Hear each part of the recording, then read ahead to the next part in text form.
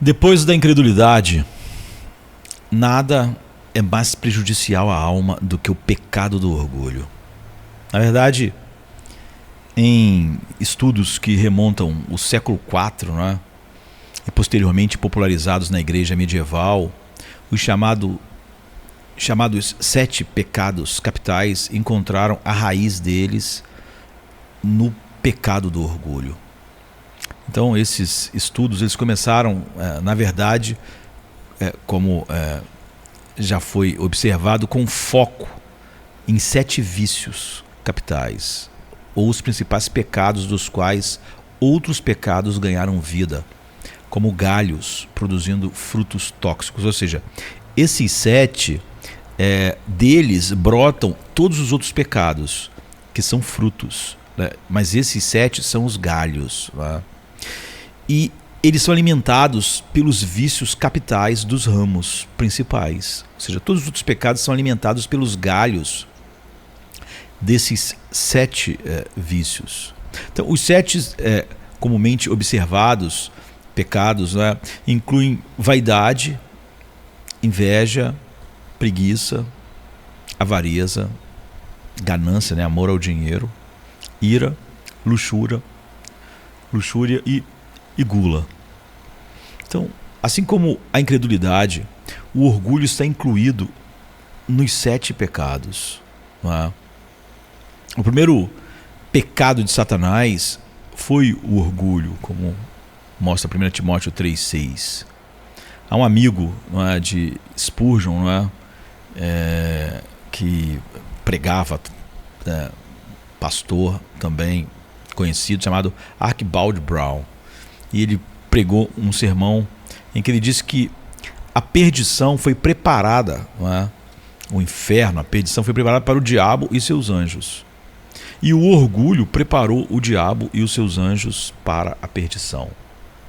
Nós não precisamos ter nenhum medo, temer que qualquer linguagem que possamos usar seja forte demais para denunciar o orgulho. O orgulho é um mal monstruoso, contendo todos os pecados nele, porque ele é a raiz de onde saem aqueles 7, a raiz e o tronco de onde saem aqueles 7 galhos, que são os pecados capitais, onde nascem os frutos, que são todos os outros pecados.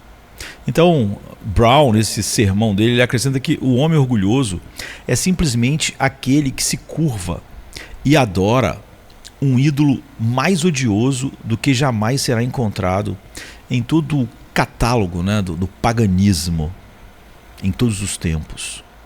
E seu nome é eu mesmo. Ou seja, essa idolatria do eu coloca o pecador em competição com o Deus Todo-Poderoso, como está em Gênesis 3:5. E em tal conflito, apenas Deus pode emergir como vencedor, como em todo conflito contra Deus. Mas contra toda razão, os orgulhosos continuam seu ataque ao Onipotente, né?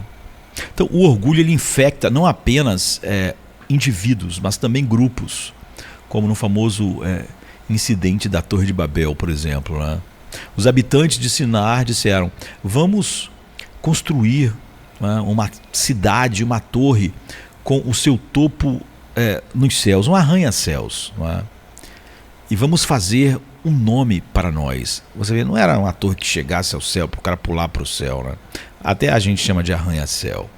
Mas vamos fazer uma obra tão incrível que vamos fazer um nome para nós. Nosso nome vai ser conhecido em todo lugar, para que jamais sejamos dispersos sobre a face da terra e sejamos conhecidos como ilustres, não é? Gênesis 11, verso 4. Então o orgulho ele supera não apenas o eu, mas também o nós, não é? Não apenas uma pessoa, mas também um povo. Todos, por natureza, queremos o que só pertence a Deus, a preeminência em todas as coisas. Em vez de santificado seja o teu nome, o orgulho ele exige santificado seja o meu nome. Nome que devia estar prostrado, né, diante do verdadeiro nome, do único nome que é digno. Então note que ser teísta não necessariamente te liberta ou liberta alguém do orgulho, pois as pessoas, embora crendo em Deus, elas podem se colocar na frente dele, não é? E pode até se orgulhar por conhecer mais sobre Deus do que outros, por exemplo. Então, deixando Deus em segundo lugar. Isso constitui adoração ao eu, uma violação dos 3 primeiros mandamentos. O eu e o pecado são praticamente sinônimos para o homem natural. Todas as violações dos mandamentos de Deus são expressões de uma forma ou de outra do orgulho. Quem quer que encontremos, seja no espelho ou em outro lugar, nós podemos facilmente ver a verdade por exemplo, da descrição de William Shakespeare, de um de seus personagens mais famosos. Ele diz: mas posso ver o seu orgulho espiando por cada parte dele.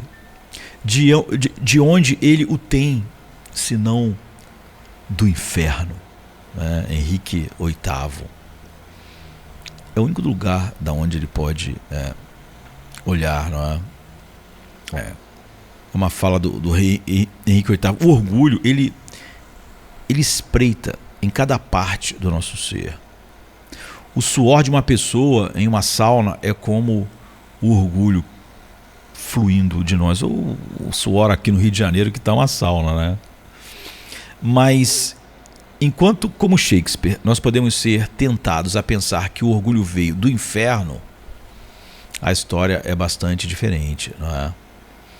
Richard Newton, que nasceu em 1840, né, e morreu em 1914, ele disse uma vez que a história do orgulho pode ser resumida em 3 pequenos capítulos, não é? O início do orgulho foi no céu. A continuação do orgulho é na terra. E o fim do orgulho é no inferno. Essa história mostra quão improdutível é, né? Que coisa assustadora o orgulho se mostra, ou mostra ser, vindo do céu e terminando no inferno. Mas não apenas através dos anjos caídos, mas também da humanidade. Então, se a incredulidade é o fundamento do caminho para o inferno, então a gente pode dizer que o orgulho ele é o pavimento que leva, né, a sua prole gigantesca para lá, não é? E a gente pode dizer, a gente pode ecoar, né, o que Deus diz. Deus odeia o orgulho. Não gostamos de pensar nas coisas que Deus odeia, não é? Tem pessoas que nem gostam de pensar que Deus odeia, não é? Ou que está irado. Preferimos muito mais meditar sobre o que e quem Deus ama, não é? Meditar sobre esse último pode ser uma disciplina espiritual extraordinariamente útil, se for feita biblicamente. Seja na adoração, na oração, né, no canto, na meditação, enfim. Mas com que frequência nós medimos sobre o que Deus odeia? Não é? E nunca tente, quando falar que Deus odeia o orgulho ou o pecado, separar isso do homem. Os pecados não existem, não é algo, não é um ente, como a gente viu ontem, eu acho, né? Ele não existe fora dos pecadores, anjos e homens. O orgulho não é uma coisa que vem assim e pega a gente. O orgulho é o que o homem produz. Você não pode separar os dois. É por isso que Deus não manda o orgulho para o inferno, nem a inveja para o inferno, nem o pecado para o inferno. Manda o homem, manda o anjo caído. Porque não tem como separar, como as pessoas querem separar, o pecado das pessoas. Deus odeia o orgulho no orgulhoso. Então não há como Deus não pode separar o ato de quem pratica o ato, porque o ato não existe sem quem o pratique. Um sentimento não existe sem quem está sentindo. Então, com que frequência nós cantamos sobre o que Deus odeia? Pouco, né? A gente não deveria se preocupar em adorar a Deus por todo o seu ser, incluindo sua atitude em relação ao universo que Ele criou? Em outras palavras, temos que prestar atenção não apenas ao que Deus ama, mas também ao que Ele odeia. E nossa atitude em relação ao orgulho não deve ser diferente da de Deus em relação aos arrogantes, orgulhosos e altivos, aos quais Deus odeia. Em relação aos orgulhosos, as Escrituras são claras. 6 coisas o Senhor odeia, e a 7ª a sua alma abomina. Olhos altivos, você vê, não é algo fora do ser humano, é o olho altivo do homem. Língua mentirosa, não é mentira, é a língua do homem. E mãos que derramam sangue inocente. Mão, tá vendo? Deus não separa. Ele ama a mão que derrama o sangue e odeia o sangue derramado. Não. Ele, você vê que ele odeia as coisas, o olho altivo, porque senão não, o olho presunçoso, a presunção não existe, ela é só as portas, que são portas, né? Olho, ouvido, mão, a portas do nosso interior, né? Olhos altivos, língua mentirosa, mãos que derramam sangue inocente. Provérbios 6, 16, 17. O temor do Senhor é odiar o mal, a soberba e a arrogância e o mau caminho, e a boca perversa eu abomino. Provérbios 8:13. Portanto, diz, Deus resiste aos soberbos, não à soberba, mas dá graça aos humildes. Tiago 4:6. Por que Deus odeia tanto o orgulho? Porque sua majestade não pode ter concorrência. Ele olha para baixo, para esses insignificantes grãos de poeira e cinzas, como, para você não ficar chateado, Gênesis 18, 27 diz, e com seu olhar penetrante, infinitamente preciso, ele contempla nosso desejo de depô-lo e de nós mesmos sermos o nosso próprio Deus. E é óbvio que quem dera o Deus de todo mundo, para todo mundo fazer o que a gente quisesse. Ele pode ser indiferente a tal loucura? Considere Senaqueribe, o rei da Síria, que advertiu Ezequias, rei de Judá, para não confiar em seu Deus. Senaqueribe afirmou que era uma farsa, se Ezequias acreditasse que o Senhor protegeria Judá. Afinal, Senaqueribe, ele disse, ele já tinha superioridade sobre outros reis e nações que tinham deuses também. 2 Reis 19, 10 a 13. E Ezequias e Judá não eram diferentes, seriam como todos os outros reis que também tinham deuses. No entanto, Senaqueribe nunca travou batalha com o Senhor dos Exércitos, que observou o orgulho de Senaqueribe. Depois que Ezequias, o rei, e o profeta Isaías oraram a Deus, o Senhor enviou um anjo que matou todos os guerreiros poderosos, comandantes e oficiais no acampamento do rei da Síria. Um anjo. Então ele voltou envergonhado para a sua própria terra. E quando ele entrou na casa do seu Deus, alguns de seus próprios filhos mataram ele lá com a espada. 2 Crônicas 32, 21. Você vê? O homem tinha um exército poderoso que dominou tudo. Deus também não desviou o olhar do orgulho de Sodoma. Eis que esta foi a culpa de tua irmã Sodoma. Ela e suas filhas tinham orgulho, excesso de comida e prosperidade, mas não ajudavam os necessitados. Ezequiel 16, 49. Como resultado, o Senhor fez chover enxofre e fogo dos céus, sobre Sodoma e Gomorra. Gênesis 19, 24. Deus destruiu Sodoma não apenas por causa das perversões sexuais lá, também, mas o orgulho no cerne de tamanha maldade, que leva tanto ao desprezo do outro quanto às perversões, porque as perversões são um desprezo do outro. Então, e o rei Nabucodonosor, em Daniel 4, 28 e 36, eu edifiquei, eu construí, e Deus disse você vai pastar com o gado, você vai descobrir que você não fez nada. Eu te dei essas coisas, até a mente, eu disse outro dia, né? Até a tua mente é algo que eu te dei. E eu vou tirar a sua sanidade, porque cada minuto racional que você tem é uma dádiva minha. A tua mente não é a razão do teu sucesso, do teu planejamento. Eu vou tirar essa graça e você então vai pastar com o boi. Ou Miriam, em Números 12, que acabou leprosa. Ou o rei Uzias, não é? Em 2 Crônicas 26, 16, que resolveu que ele podia tomar o ofício dos sacerdotes, porque ele era rei, e sacrificar, como Deus havia ordenado que não podia. Ou Herodes, que foi comido por bichos, em Atos 12, 21 a 23. A gente vê repetidamente o julgamento de Deus sobre os orgulhosos. Nós podemos pensar quais são as causas do orgulho.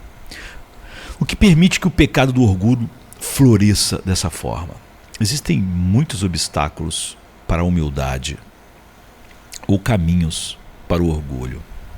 Para começar, a ignorância dá origem ao orgulho. Na verdade, a ignorância da própria ignorância explica muito sobre o orgulho nesse mundo, não é? E a ignorância da ignorância é enorme.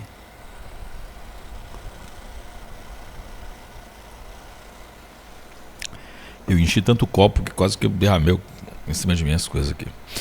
Então, as pessoas não sabem realmente quem são e quem é Deus. De fato, João Calvino ele começa de maneira incrível, né, e tão famosa as suas institutas da religião cristã, de forma mais simples, mais impressionante e profunda, não é?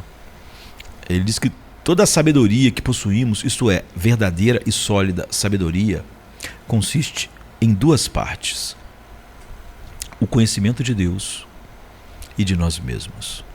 Então, na ignorância de si mesmo e de Deus, nos manifestamos como criaturas monstruosas, caminhando como filhos do diabo, inchados de orgulho e uma visão insana de nossa suposta majestade e importância. Quando as pessoas são convertidas, não apenas colocam sua fé em Jesus, mas também experimentam uma verdadeira humilhação espiritual diante de Deus. E é óbvio que na nossa cultura, a cultura do humanismo secular, você é maravilhoso, a tua autoestima, você tem que ela é o veneno elevado a lugar de remédio, e está nos púlpitos e não só no mundo, não é? Ela está realmente sendo pregado, o orgulho, como uma virtude, não é? Então, o verdadeiro cristão, ele experimenta humilhação espiritual. É difícil quando você não tem uma visão bíblica da realidade, né? Você vê, muitas pessoas, até o próprio significado das palavras são perdidos. Tem gente que fala que Deus tinha que usar de misericórdia, ele tinha que ter graça. Ter não tem nada a ver com graça. Graça é exatamente o que você não tem que fazer. Você tem que fazer justiça, não é? Deus não tem que ter misericórdia de ninguém, não é? É por isso que ele disse que eu teria misericórdia de que eu tiver misericórdia. Mas é que na maioria das vezes as pessoas não só acham que ela é mais importante que Deus, mas que o ser humano é mais importante que Deus. Por isso nós achamos que o crime é terrível. Porque o que é crime? Crime é um mal de um ser humano cometido contra outro ser humano. Ele também é pecado, mas é o mal cometido contra outro ser humano. Chamamos de crime. Pecados, a gente não liga, não é? A gente diminui o pecado. Por quê? O pecado é o que o homem comete contra Deus. Então o pecado é perdoável, contanto que não faça mal a nenhum ser humano, não é? O pecado é pequeno, não é? Nós falamos, às vezes até as pessoas falam, não, ninguém merece o céu, todos merecem o inferno. Aí alguém morre e o cara tenta botar ele no céu de qualquer jeito, ou então não acha, não entende porque que Deus não fez algo. Então, em outras palavras, em seu abraço amoroso ao Salvador, quem foi realmente regenerado se arrepende odiando o seu pecado em reconhecimento de sua perversidade moral diante de um Deus 3 vezes santo. A doutrina da justificação pela fé somente, pela qual não apenas recebemos o perdão dos pecados, mas também a justiça imputada de Cristo, nos humilha. Porque nos ensina que não trazemos absolutamente nada para oferecer a Deus em nossa salvação. Nem no início, quando somos justificados, nem nunca. Porque você durante a sua vida inteira não vai acrescentar uma justiça, a justiça de Cristo. E tudo de bom que acontece em você é a operação de todas as bênçãos espirituais que ele comprou com o sangue dele na cruz. Todos nós vamos entrar no céu apenas com a justiça de Cristo. Não porque Deus não aceite a nossa justiça, porque não existe nenhuma. Então, nos aproximamos do Salvador essencialmente proclamando: sou um pobre pecador, miserável, culpado, não mereço absolutamente nada a não ser sua justiça e nada mais. Mas Jesus Cristo é tudo para mim e tudo em mim. Minha única esperança está firmada em nada menos que o sangue e a justiça de Jesus. Se realmente cremos nessa verdade, nessa gloriosa doutrina protestante, né, não há paulina, né, não há espaço para o orgulho na vida cristã. Já que nem eu, nem você, nem ninguém acrescenta nenhuma justiça. Não há nenhuma justiça em nós. Não há nenhuma razão para nós acharmos que somos importantes e que Deus tinha que nos salvar ou tinha que salvar alguém que nós só podíamos dizer que Deus tinha que ser justo. E é por isso que ele diz que terei misericórdia de quem eu tiver misericórdia, porque essa é a definição de misericórdia. Se houver obrigação, é justiça, é salário. Não é?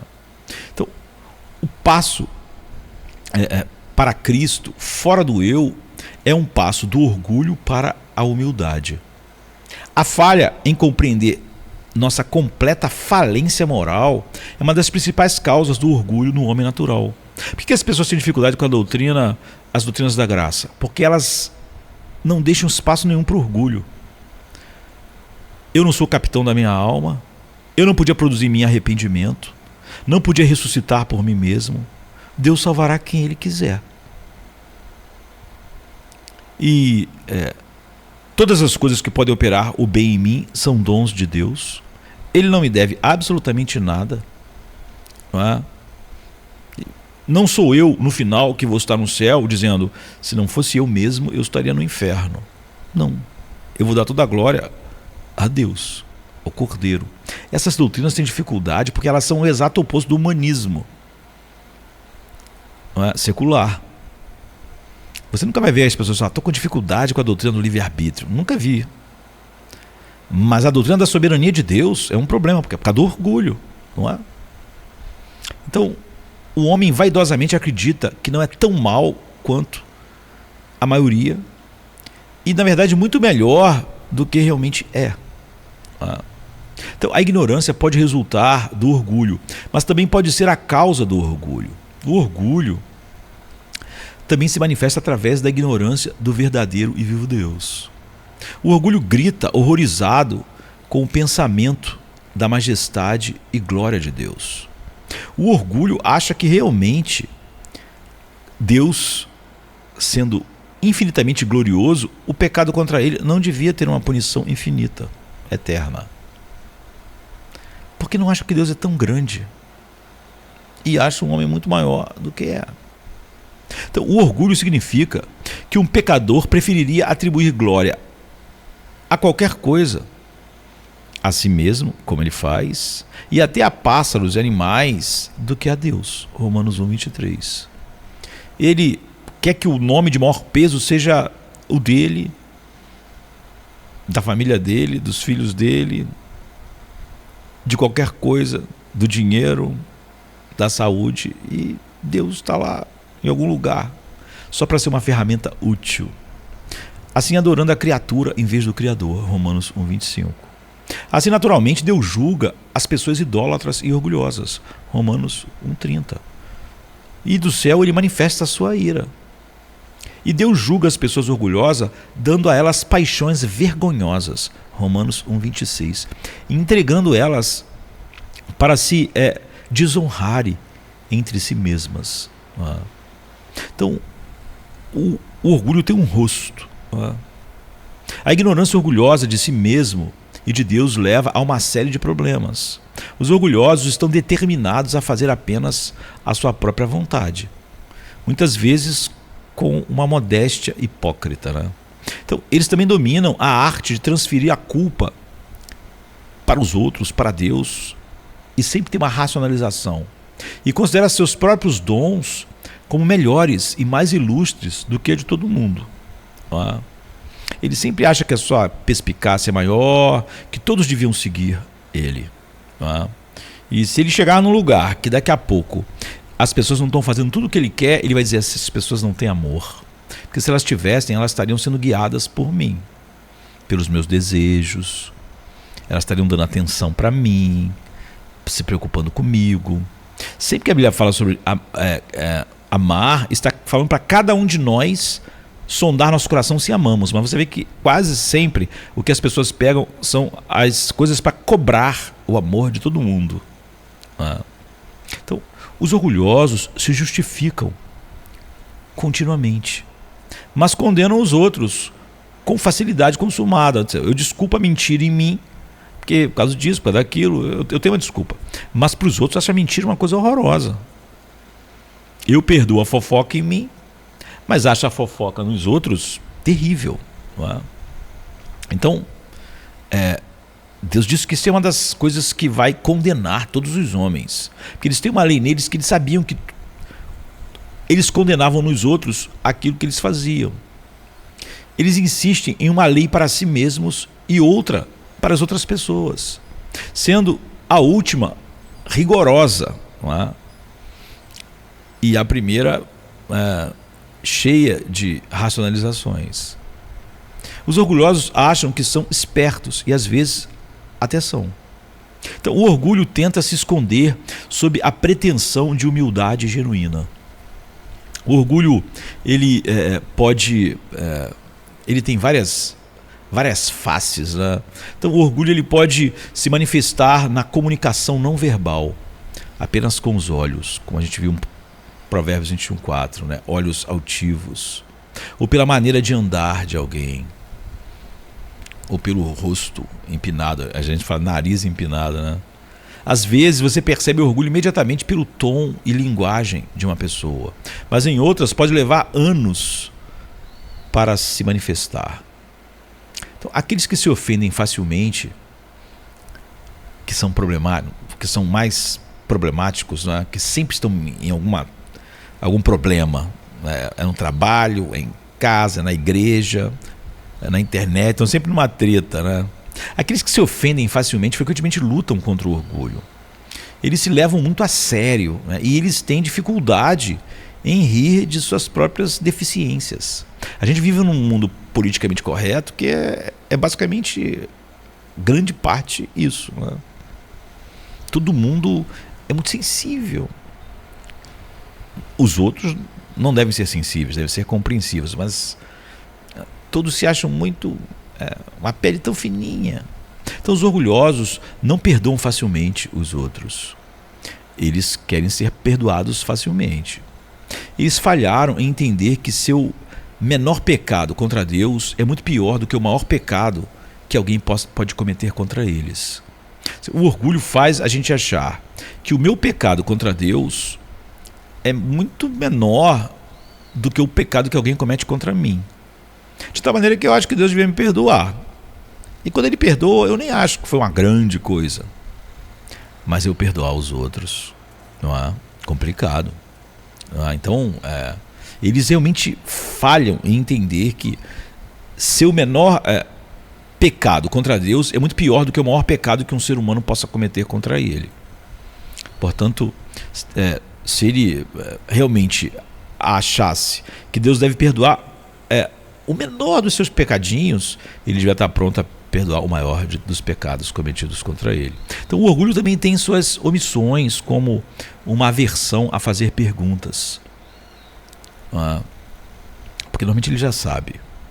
Normalmente eu costumo dizer isso na igreja, quase sempre aconselhamento é totalmente inútil. As pessoas já chegam com uma opinião. Pastoral, o que a Bíblia diz a respeito da cláusula de exceção no casamento, do divórcio. Então, ela já tem uma opinião. Ela só quer descobrir quem tem a opinião dela. Não é? Ela não está como alguém que não entendeu e normalmente as opiniões não vieram da Bíblia, vieram das suas feridas. Elas tiveram casamentos difíceis, tiveram problemas, traumas. As opiniões dela foram formadas a partir de sua própria experiência e sabedoria. Se a Bíblia ousar falar algo que ela discorda, então ela não vai concordar. Tá? Então, a pessoa às vezes se aconselha com um, não é o que ela quer. Ela vai se aconselhar com o outro, até encontrar quem diga, e vai sempre conseguir, né? Quem diga o que ela quer ouvir. Ela nunca quis ouvir a Bíblia, o que a Bíblia diz a respeito disso. Ela queria encontrar uma racionalização para ela, né? E alguém que concordasse com a sua sabedoria. Então, tem aversão a fazer perguntas verdadeiras, né?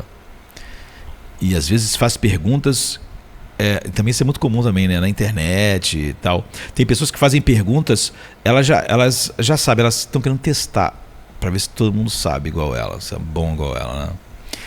Então, tem a versão fazer perguntas verdadeiras e buscar ajuda verdadeira, né? Ela quer buscar aprovação, porque a ajuda às vezes vai falar o que você não quer ouvir, né, para te ajudar. Então ela tem dificuldade de ler instruções ou admitir fraquezas. Tá? A não ser aquelas fraquezas, tem pessoas que não, minha fraqueza é que eu sou muito pontual. Você vê como é o orgulho. A fraqueza da pessoa é uma virtude. Né? Então, pessoas orgulhosas zombam do desempenho de tarefa e serviço e buscam apenas as responsabilidades que proporcionam um solo fértil para o ego. Dificilmente alguém vai dizer assim, eu sinto que eu tenho um chamado. Aí fala uma coisa... Não, tem um chamado é uma coisa importante. Não é? O chamado nunca... Você vê que na Bíblia, Moisés não achou que tinha um chamado para tirar o povo do Egito. Davi não achou que tinha um chamado para ser rei. Não é? Jeremias achou que não tinha um chamado para ser profeta. Você nunca vê essas pessoas dizendo, não, Jeremias de repente aparecendo e dizendo, não, eu sinto que eu tenho um chamado para profeta. Ou Davi dizendo, eu sinto que eu tenho um chamado para rei. Ou Moisés dizendo, eu sinto que eu tenho um chamado, ainda mais que eu fui príncipe do Egito, né? Eu tenho um chamado para tirar o povo do Egito e enfrentar o faraó. Não, ele disse que era gago, que não era ele. Não é? Você nunca vê, né? Abraão estava lá. Ele não disse, eu sinto que eu vou ser o homem pelo qual vão ser abençoadas todas as famílias da terra. Ele estava lá como pagão e a graça de Deus o chamou para o que ele nem imaginava. E assim não é? Na verdade. Não é?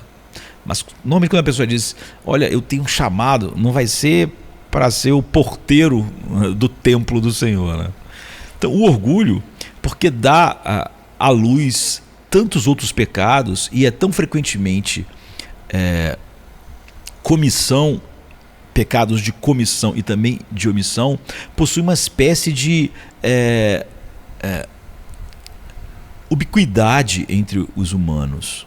É um mal inquieto, mesmo quando está em repouso, não é? Ou descansando assim. O orgulho possui um apetite universal e onívoro, se alimentando de tudo e de qualquer coisa. Então o orgulho não é assim, não tem um paladar sofisticado, não é? Ele se alimenta de qualquer coisa. Então o bêbado procura álcool, o glutão procura comida, mas o orgulho não é limitado por nada. Não é? Muitos pecados exigem um contexto e matéria. Por exemplo, comida, álcool, sexo. Mas o orgulho, ele exige pouco ou nenhum auxílio do mundo material. Ele não precisa. Ele se exercita em segredo e em público. Ele se mostra no que faz e também se mostra no que ele não faz. Às vezes o orgulho se gaba e então se vangloria do que ele não faz, tá vendo? Ele aproveita toda e qualquer situação e as avalia para obter uma vantagem pessoal, para se destacar. Então C.S. Lewis chamou o orgulho de vício essencial e mal extremo. A luxúria, a raiva, a ganância, a embriaguez e tudo isso são meras picadas de pulga, ele diz, em comparação com o orgulho. Porque foi através do orgulho que o diabo se tornou o diabo. O orgulho leva a todos os outros vícios. É o completo estado anti-Deus, o orgulho, da mente humana. É exatamente o estado anti-Deus. Então, quando Paulo descreveu os falsos mestres, ele os referiu principalmente como pessoas orgulhosas. Ele disse, eles estão inflados de orgulho, 1 Timóteo 6,4. Esse orgulho leva ao quê? A um desejo doentio por controvérsias e por brigas sobre palavras, o que produz inveja, dissensão, calúnia, suspeitas malignas e constante atrito entre pessoas de mente depravada e privadas da verdade, ele diz, imaginando que a piedade é um meio de ganho. 1 Timóteo 6, 4, né? E 5. Então você vê, eles estão sempre em busca de controvérsias, né? Há pessoas, né, como eu estava falando sobre pergunta um pouco tempo atrás, que as perguntas delas é só para gerar controvérsia, só para mostrar o que elas sabem, não é? Não tem nada do que uma pergunta normalmente é, o desejo de saber algo, não é? É só para gerar aquilo no qual o orgulho gosta, né? Então o orgulho é o oposto da humildade. O orgulho não é apenas o oposto da humildade, mas também é o oposto do amor. 1 Coríntios 13, de 4 a 7, Paulo descreveu o amor como paciente e bondoso. O amor não inveja nem se gaba. O amor não é arrogante nem rude. Você vê, ele contrasta o amor ao orgulho. O amor não insiste no seu próprio caminho, do seu jeito, né? O amor não é irritável e nem ressentido. O amor não se alegra com a injustiça, mas se alegra com a verdade. O amor tudo sofre, tudo crê, tudo espera, tudo suporta. Por outro lado, o orgulho quer gratificação imediata. O orgulho sempre inveja e sempre se gaba continuamente. O orgulho, se não externamente, internamente, né? O orgulho é arrogante e rude, porque ele sempre insiste no seu próprio caminho. Ele é facilmente irritável e ressentido. Faz exceções para si mesmo, né? Para ele há exceções, há desculpas, há ressalvas, há racionalizações. Então ele faz exceções para si mesmo em termos de justiça e só exige a verdade quando a verdade é conveniente. Então o cara está falando, eu estava falando antes, a igreja tem que ter amor. Ele está achando que não está sendo amado. Ele não fala isso porque ele entendeu finalmente que esse é um problema, que é o pecado, né? Que é não amar a Deus sobre todas as coisas e o próximo. Ele não entendeu que esse é um problema dele. Ele está falando sobre o amor, que a igreja não tem amor, porque ele de alguma maneira está achando que não estão fazendo o que ele quer, ou não estão dando o que ele quer. Ele não consegue aplicar a verdade a ele mesmo. Jonathan diz que você tem que sempre ler a Bíblia contra você, mas o orgulho nunca lê a Bíblia contra si. Ele vê o sermão e ele está pensando em quem aquele sermão se encaixa. É capaz de a gente estar falando aqui agora isso e as pessoas estarem pensando quem precisava estar ouvindo isso. Não é assim? Então, o orgulho não suporta os outros. Ele não tem pavio longo, né? E ele espera apenas o bem para si mesmo. Se não vem um bem para ele, tudo está ruim. Né? Ele não suporta as falhas dos outros. E ele acha que todo mundo tem que suportar as suas falhas. E ele se promove. Ele é o oposto do amor. Quando Paulo está contrastando o amor, ele está contrastando o amor ao orgulho. Então, como a mãe do inferno, né, a gente pode dizer assim, o orgulho por exemplo, Thomas Watson diz, um mal complicado, não é? Porque o orgulho é uma embriaguez, não de álcool, mas é uma embriaguez espiritual. Ele sobe como vinho para o cérebro e embriaga o cérebro, não é? Mas você vê, ele mesmo embriaga. Então, eu estava mencionando antes o amigo de Spurgeon, o pastor Archibald Brown, que pregou a respeito disso. Ele diz que nenhum bêbado miserável cambaleando ao longo da estrada é uma visão mais digna de pena ou repugnante do que o homem que está embriagado de idiotice com o álcool do seu próprio orgulho maldito. Palavras fortes, não é? Então, em resumo, se o orgulho remanescente é embriaguez perpétua, então todos nós somos, em certo sentido, bêbados espirituais. Não há dúvida sobre o poder do orgulho. Suas muitas formas significam que é o pecado mais difícil de subjugar, porque ele é a raiz de todos os outros, o mais difícil de arrancar e matar. É incrível, né? Agostinho diz, Deus supremo, onisciente, é humilde. Quando Jesus foi falar sobre ele podia mencionar qualquer dos seus atributos, porque ele é perfeito em tudo. Mas ele disse, eu sou manso e humilde de coração. Então, como Benjamin Franklin disse, né, em sua autobiografia, na realidade talvez não haja uma de nossas paixões naturais tão difíceis de subjugar quanto o orgulho. Ele disse, você pode disfarçar, lutar contra ele, sufocá-lo, mortificá-lo o quanto quiser, e ele ainda está vivo. E de vez em quando espreitará e se mostrará. Você o verá talvez frequentemente nessa história. Pois mesmo que eu pudesse conceber que o tivesse superado ele completamente, provavelmente eu ficaria orgulhoso da minha humildade. Então, se Benjamin Franklin dificilmente, né, ele não era cristão, né, pode ver isso tão claramente, quanto mais os filhos de Deus em Cristo deviam estar enxergando. Em nosso tempo, o orgulho é visto como mais próximo de uma virtude do que de um vício. As pessoas dizem, não, você tem que se orgulhar de você mesmo, tem que acreditar em você mesmo. Você é especial, você foi feito para brilhar, não é? Quanto mais ele é visto como uma virtude, não como um vício, quanto mais como um pecado, não é de jeito nenhum. Mas essa não é a visão bíblica. Que as pessoas gostem ou não, a Bíblia é o oposto do humanismo secular. E onde há cheiro do humanismo secular, não há a verdade de Deus sendo pregada. Não é? Os brados da reforma, não é? As doutrinas da graça, o evangelho, o escândalo da cruz, é tudo direcionado para o orgulho. Então, Deus escolheu as coisas vis do mundo, escolheu as que nada são, para aniquilar as que são, para que ninguém se glorie diante dele.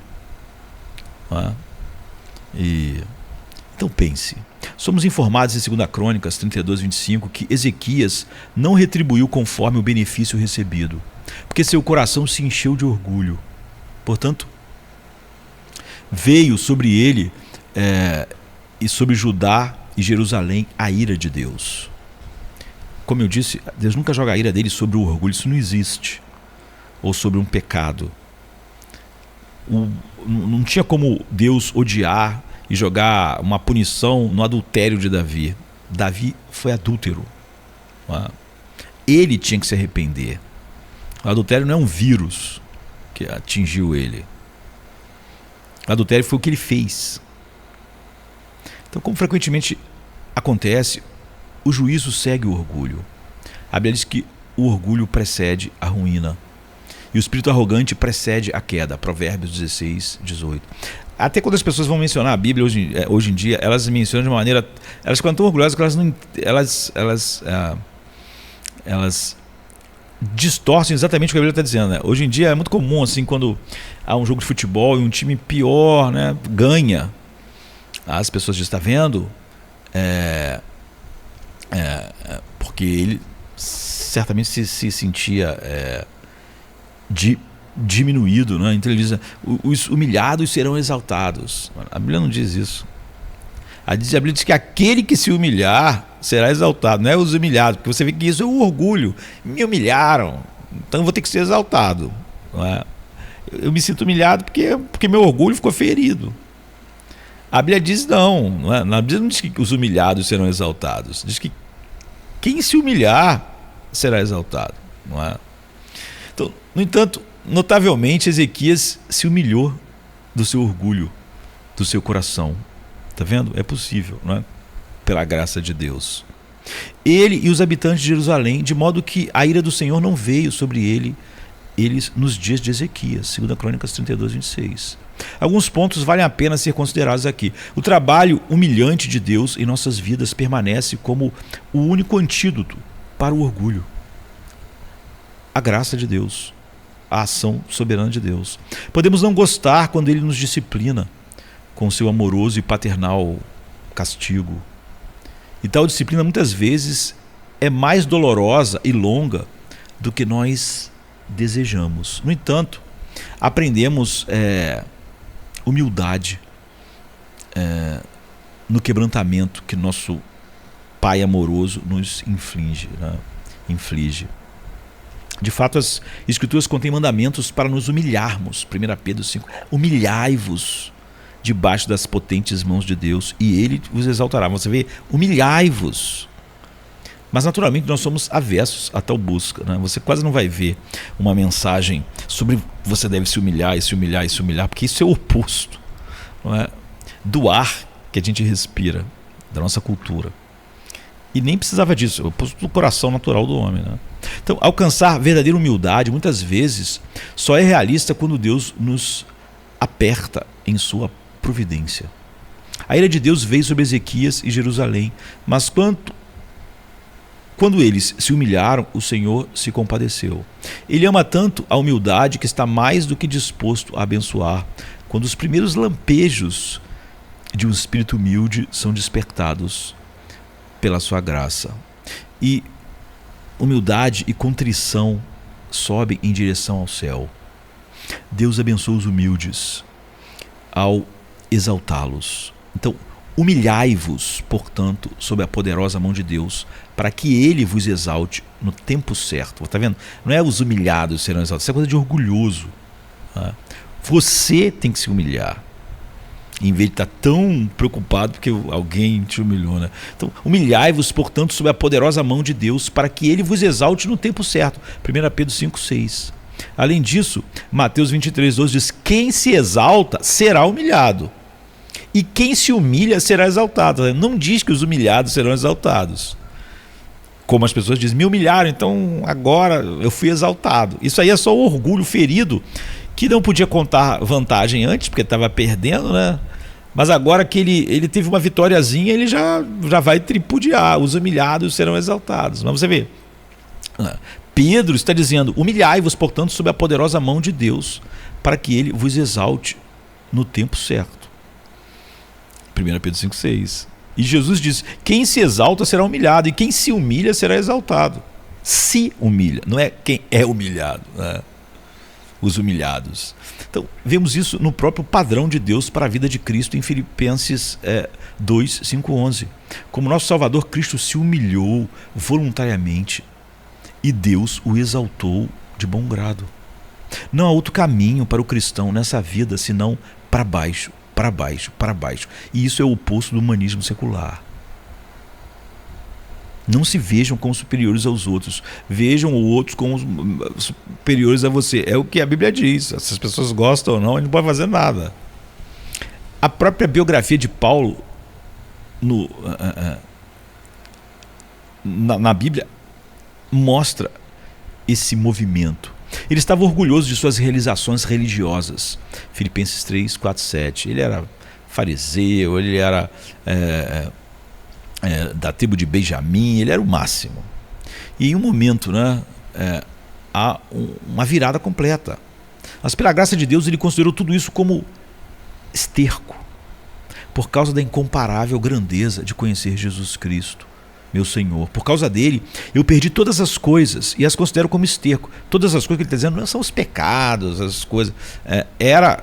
Essas coisas boas, os sinais de status e orgulho que ele tinha. Era o que fazia dele alguém importante, respeitável, para poder ganhar a Cristo. Filipenses 3,8. Assim, compartilhando dos sofrimentos de Cristo, Paulo visava alcançar a ressurreição dentre os mortos. Filipenses 3,11. O padrão para Paulo, vindo de uma posição de orgulho espiritual, era sofrimento, humildade e exaltação futura. Nenhum cristão pode escapar desse padrão que Deus estabeleceu em sua sabedoria, de alto orgulho para baixo, humildade, para alto exaltação de Deus. Que nós que lutamos contra o orgulho busquemos humildade em Cristo, que se humilhou por nós para nos salvar da culpa e do poder do orgulho, para que ele nos exalte no tempo certo. Você vê que Paulo foi ao céu e o homem, enquanto não está glorificado, você vê, o pecado é tão insidioso que quem foi ao céu e viu coisas maravilhosas no céu devia voltar o quê? Voltar mais imune ao pecado. Mas ele voltou com uma possibilidade maior de se orgulhar. Então o homem, você vê, se Deus não fizer, o homem pode ir ao céu que ele vai ficar orgulhoso. Por isso, não é? Você vê que a discussão dos discípulos depois da transfiguração de Cristo era quem era o mais importante entre eles. Naquele mesmo dia. Então, em Gênesis 18, 27, a gente vê isso, né? E Deus tem um olhar penetrante, preciso, e observa nosso desejo de derrubá-lo, que na verdade é o que o orgulho é. Queríamos que as coisas fossem do nosso jeito. É por isso que a doutrina da soberania de Deus, como eu disse, é a mais odiada na igreja, não no mundo, né? As pessoas acham que o ser humano deve ser livre para fazer o que quiser. Se você falar que Deus é livre e ele faz o que quiser, as pessoas não gostam. Que a única pessoa que devia se curvar à vontade de todos era Deus. Mas Deus diz assim: eu farei toda a minha vontade. O fim será o que eu determinei. Eu faço tudo segundo o beneplácito da minha vontade. As pessoas não gostam. Mas vai dizer que a vontade do ser humano não vai ser feita. Mas aí elas têm um problema, elas não conseguem entender a doutrina. Então, ele pode ser indiferente a tal loucura? Considere Senaqueribe, o rei da Síria, que advertiu Ezequias, rei de Judá, para não confiar em seu Deus.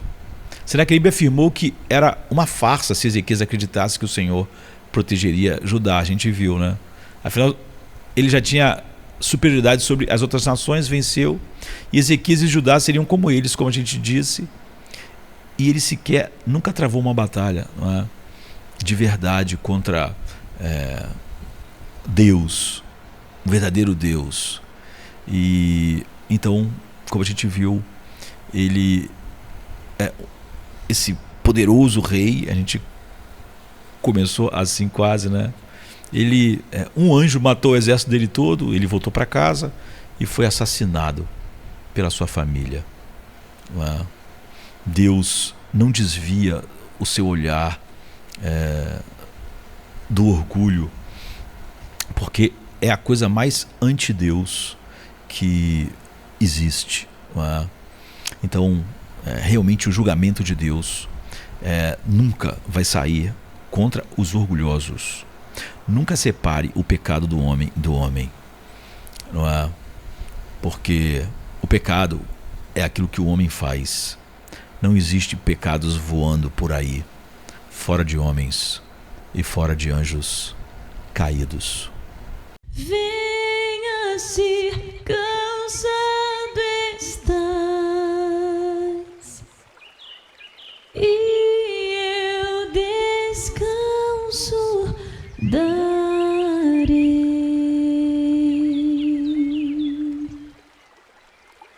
Tu descansarás.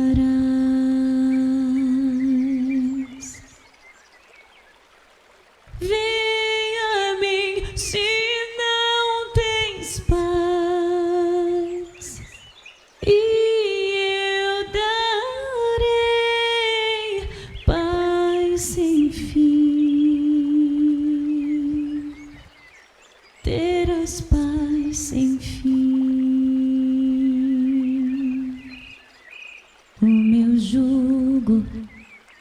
é leve, o meu fardo graça dá. Tome tua cruz, te darei a paz.